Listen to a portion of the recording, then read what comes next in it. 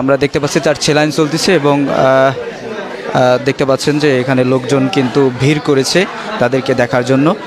বাগেরহাটের শরণখোলা উপজেলায় শনিবার সকালে বজ্রপাতে 2 জন নিহত হয়েছেন। আহত হয়েছেন আরও অন্তত 6 জন। উপজেলার চালরায়েন্দা সুইচগেট এলাকায় সকাল 9:30টার দিকে এই ঘটনা ঘটে। নিহতরা হলেন মিলন শেখ ও মোস্তফা শেখ। এদের বাড়ি মোড়লগঞ্জ ও ইন্দুরকানী উপজেলার বালিপাড়া গ্রামে। আহতরা হচ্ছে খোকন কাজী, রাসেল ফরাজি, বাবুল, জলিল এবং সোহেল। এদেরকে শরণখোলা উপজেলা স্বাস্থ্য কমপ্লেক্সে ভর্তি করা হয়েছে।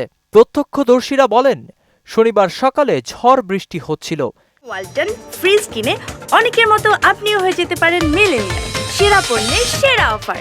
এ সময় একটা ফাঁকা ঘরে বজ্রপাত হলে 2 জন নিহত ও 6 জন আহত হয়।